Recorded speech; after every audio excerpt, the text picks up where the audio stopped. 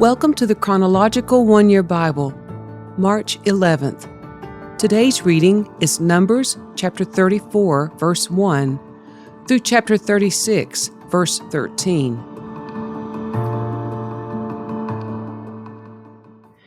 Then the Lord said to Moses, "Give these instructions to the Israelites. When you come into the land of Canaan, which I am giving you as your special possession, these will be the boundaries. The southern portion of your country will extend from the wilderness of Zin along the edge of Edom. The southern boundary will begin on the east at the Dead Sea. It will then run south past Scorpion Pass in the direction of Zin. Its southernmost point will be Kadesh Barnea, from which it will go to Hazar Adar and on to Asmon. From Asmon, the boundary will turn toward the brook of Egypt and end at the Mediterranean Sea. Your western boundary will be the coastline of the Mediterranean Sea. Your northern boundary will begin at the Mediterranean Sea and run east to Mount Hor, then to Lebo Hamath, and on through Zedad and Ziphron to Hazar Enan. This will be your northern boundary. The eastern boundary will start at Hazar Enan and run south to Shipham, then down to Riblah on the east side of Ain. From there the boundary will run down along the eastern edge of the Sea of Galilee, and then along the Jordan River to the Dead Sea. These are the boundaries of your land." Then Moses told the Israelites, "This territory is the homeland you are to divide among yourselves by sacred lot. The Lord has commanded that the land be divided among the 9.5 remaining tribes. The families of the tribes of Reuben, Gad, and half the tribe of Manasseh have already received their grants of land on the east side of the Jordan River, across from Jericho toward the sunrise." And the Lord said to Moses, "Eleazar the priest and Joshua son of Nun are the men designated to divide the grants of land among the people. Enlist one leader from each tribe to help them with the task. These are the tribes and the names of the leaders: Judah, Caleb son of Jephunneh; Simeon, Shemuel son of Ammihud; Benjamin, Elidad son of Kislon; Dan, Buki son of Jogli; Manasseh son of Joseph, Haniel son of Ephod; Ephraim son of Joseph, Kemuel son of Shiftan; Zebulun, Elizaphan son of Parnach; Issachar, Paltiel son of Ezon; Asher, Ahihud son of Shelomi; Naphtali, Pediel son of Ammihud. These are the men the Lord has appointed to divide the grants of land in Canaan among the Israelites." While Israel was camped beside the Jordan on the plains of Moab across from Jericho, the Lord said to Moses, "Command the people of Israel to give to the Levites from their property certain towns to live in, along with the surrounding pasture lands. These towns will be for the Levites to live in, and the surrounding lands will provide pasture for their cattle, flocks, and other livestock. The pasture land assigned to the Levites around these towns will extend 1,500 feet from the town walls in every direction.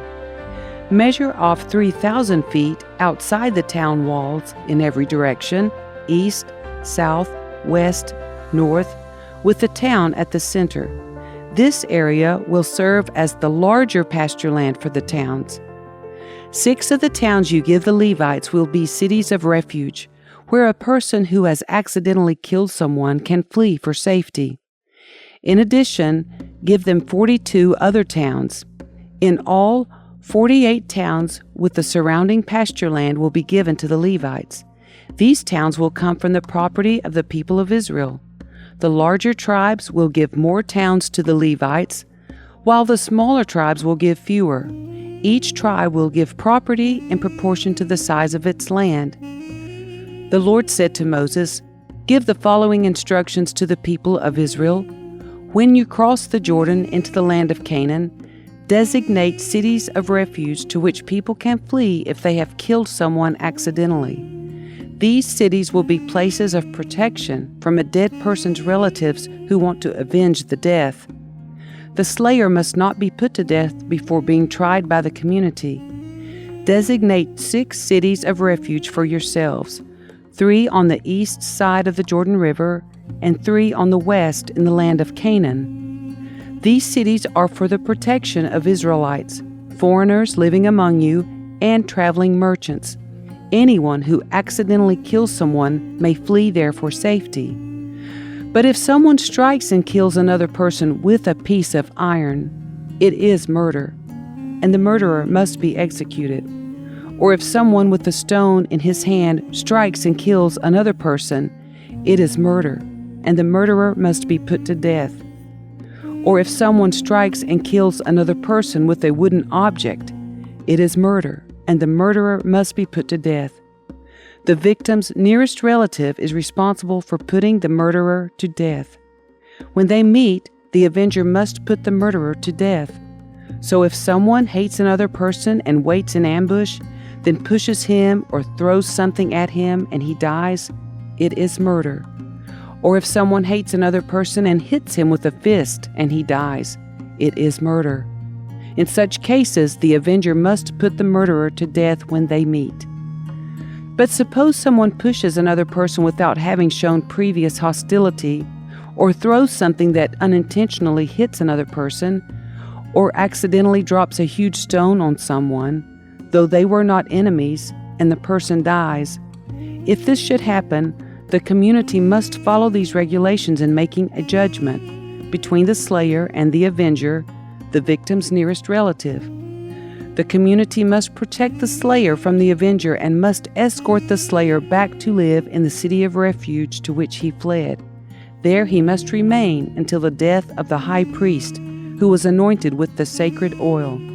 But if the slayer ever leaves the limits of the city of refuge, and the avenger finds him outside the city and kills him, it will not be considered murder. The slayer should have stayed inside the city of refuge until the death of the high priest.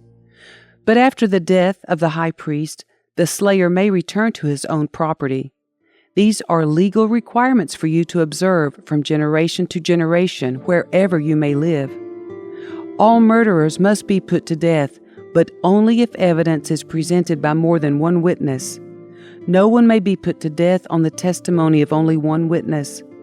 Also, you must never accept a ransom payment for the life of someone judged guilty of murder and subject to execution. Murderers must always be put to death. And never accept a ransom payment from someone who has fled to a city of refuge, allowing a slayer to return to his property before the death of the high priest. This will ensure that the land where you live will not be polluted, for murder pollutes the land.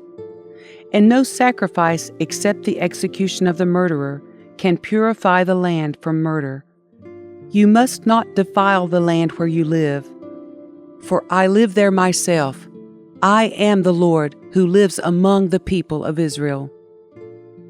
Then the heads of the clans of Gilead, descendants of Machir, son of Manasseh, son of Joseph, came to Moses and the family leaders of Israel with a petition. They said, "Sir, the Lord instructed you to divide the land by sacred lot among the people of Israel. You were told by the Lord to give the grant of land owned by our brother Zelophehad to his daughters.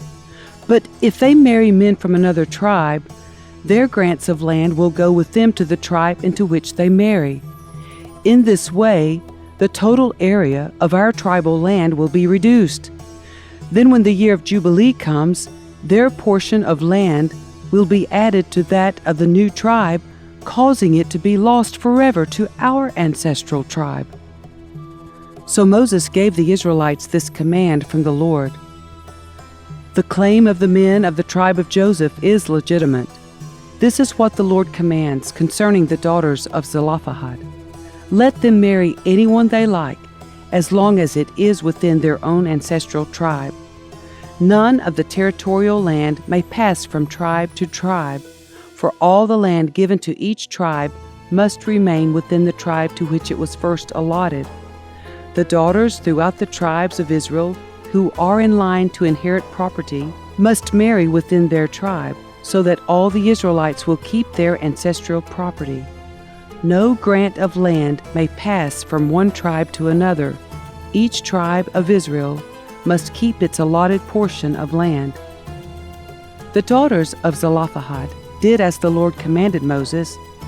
Mahlah, Tirzah, Hoglah, Milcah, and Noah all married cousins on their father's side. They married into the clans of Manasseh, son of Joseph.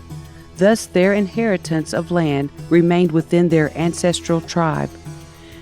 These are the commands and regulations that the Lord gave to the people of Israel through Moses while they were camped on the plains of Moab beside the Jordan River across from Jericho.